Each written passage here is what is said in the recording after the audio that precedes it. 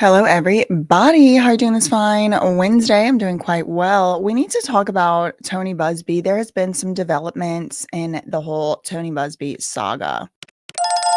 Now, if you didn't remember, I don't know how you couldn't, if you follow this channel, just a few videos ago, I did talk about Tony Busby getting in a bit of trouble with the judge in the Southern District of New York. And Tony Busby getting in trouble with that judge actually came on the heels of him getting in trouble with the entire grievance committee in the Southern District of New York. And basically, what happened was Tony Busby started filing things in these Diddy, Jane Doe cases. And as he started filing things, it became apparent that he hadn't taken the appropriate measures and steps to actually seek admission to the Southern District of New York. Now, for a while, it seems like he was stating that he was admitted to practice in the Southern District, but in the officially filed court papers, he doesn't say that. He says that he was admitted to practice in the Eastern District of New York, and he also says that he was admitted to practice in Texas and state court and some other stuff. Well, it turns out, as we previously discussed, Tony Busby is not admitted in the Southern District of New York. He was actually denied admission. He proactively asked to be admitted to the Southern District of New York and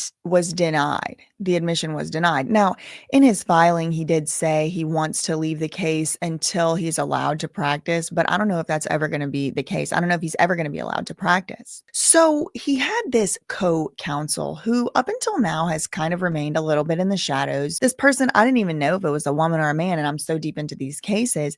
But as it turns out, his co-counsel on looks like all of these Jane Doe cases, her name is Antigone Curis, Curis, and you may have seen her name before. So when Busby started getting in trouble, he would kind of let this Antigone Curis do the filings instead of him.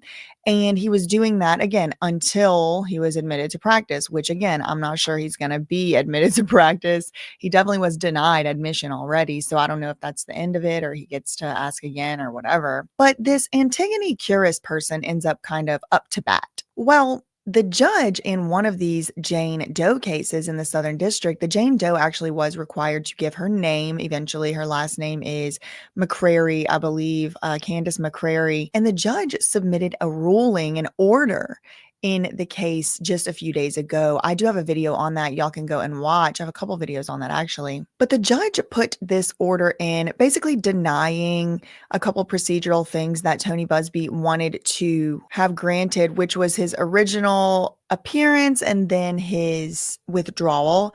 So the judge kind of said, Tony Busby never actually filed the appropriate appearance. That's kind of why we're here in the first place. One of the judges, might have been the same one, had also asked, actually demanded, ordered Tony Busby to explain himself as to why he didn't tell the judge that he wasn't allowed to practice. So he's really been getting in a lot of trouble.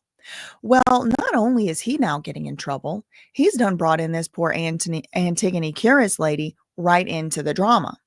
The judge, in her letter, in her order admonishing Tony Busby, kind of warned this co-counsel Antigone Curis that she also was facing a little bit of scrutiny and she could also be in trouble up to facing sanctions. Now, that was the second time in 2 or 3 days that we saw a district judge in the Southern District threaten sanctions against one of these high-profile attorneys who were bringing cases toward Diddy. The other one was Tyrone Blackburn, who's representing Little Rod. He was warned by the judge as well that he better stop with the funny business or else he is going to face sanctions. So now we have again this Curis lady, this Antigone Curis lady. She was accused by the judge in the judge's order of allowing Tony Busby to use her attorney sign-in credentials to file cases. Well, this lawyer has snapped back. She is not just sitting around letting this judge say any and everything about her. No, she is not. Yesterday or 2 days ago, this lady filed her own letter to the judge. And let me pull that up now. So here is the letter. It is only 1 page long. And what does it say?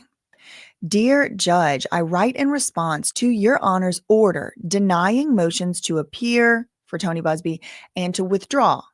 In the order, your Honor states that, quote, Mr. Busby, improperly filed and litigated this case using the ECF credentials of local counsel. So that's her, right? Mr. Busby. The judge said this in her order. Mr. Busby, Tony Busby, improperly filed and litigated this case using the credentials of Antigone Curis, whose, quote, apparent complicity in Busby's improper conduct may, in and of itself, quote, be grounds for sanctions. Okay, so just reminding y'all the actual quote that was said. Antigone said, hold on. Respectfully, that description is simply not true. I cannot, by my silence, allow it to appear true. Okay, so this is important right now in the era of social media, astroturfing, and traditional media being accused of providing fuel to the fire of these very high profile federal cases. But interesting choice of words, in my opinion, because she's saying it's not true. So she cannot, quote, allow it to appear to be true. Appear to whom? To the public, in my opinion. And this does bring us back to why I believe it is very, very important to have cases be open to the public. You know, we have a whole Wendy Williams situation going on over here about whether or not she's competent, incompetent, this, that, the other. Was there abuse? Was there not? Well, we have no idea to know because they have it all sealed from the public. So this right here, in my opinion, the way that Antigone Curis is saying this is showing and confirming and verifying to me that this is really all, or a lot of this is being done as a demonstration to the public. Antigone said, it's not true what you said about me and my ECF number, and I'm not going to allow it to appear to be true. So it demonstrates to me that it's not only the judge these lawyers are worried about, it's us, it's the public. And they should be, because we have the right to know what's going on and how they're using our systems. Antigone goes on. I am co-counsel with the Busby law firm in this and numerous other cases relating to Diddy, both in federal and state court.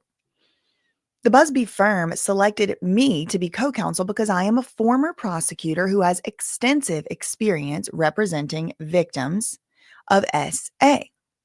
So she's saying, I got chosen because I'm qualified and because I know what I'm doing, not because I'm going to let somebody log in with my number, buddy. Mr. Busby, she goes on, did not file or litigate this case with my ECF credentials, nor would I let him or anyone else do so. I reviewed all of the documents in this case and filed them under my ECF because I approved them. I've been working alongside the Busby firm to bring justice to our clients affected by Mr. Combs. She goes on in this last little short paragraph. It is true that Mr. Busby signed the complaint and several other documents as my co-counsel. She says, but at the time, I did not view that as problematic, nor did I view that as the entering of a formal appearance. And we apologize to the court for any misunderstanding regarding the same, and I will be guided accordingly in future filings. We thank the court for its time and attention in this matter. Who is we? Because she signed it Antigone Curis. She did not sign it the Curis firm. Is it her and Busby as we? At the time, I did not view it as problematic, nor did I view that as entering of a formal appearance. We apologize to the court for any misunderstanding and will be guided accordingly in future filings. Who will be guided? I don't know. I'll have to, we is the subject of the sentence here, but then I is the subject of this clause. So here she's saying I, which is just one person, I view. I did not view it as problematic, nor did I view it as the entering of formal appearance. The same sentence, different clause, but we apologize. Maybe her and Busby, maybe her and her firm, maybe her and her multiple personalities. I mean, she don't say. You just have to guess. And will be guided accordingly in the future. We thank the court for its time. Who is it? I or is it we? I mean, I really don't know. But essentially, this lady is out here trying to correct the record. She's saying, don't make me look bad. Don't drag my name into this. Okay, buddy, because I did not allow him to use my ECF credentials. You went a little bit off to the side. You went a little bit out into left field with your fussing and your admonishments down at Tony Busby. You leave me out of it. Okay, I'm qualified. I did not do what you're accusing me of doing. And let's just all play nice here. I cannot allow it to appear to be true to the public and to others. Again, it's very interesting to me. She didn't say, Your Honor, I just want to correct the record because I don't want my client to be held responsible for something that, you know, maybe is a misunderstanding or whatever. Like I cannot allow it to appear to be true. To me indicates that these lawyers are all very aware. The public is watching, the public is commenting, and appearances do matter to them. That's all I really had on this one. In the meantime, facts ain't defamation, and neither is reading a little letter to the judge. Girl, love you, mean it. Okay, bye.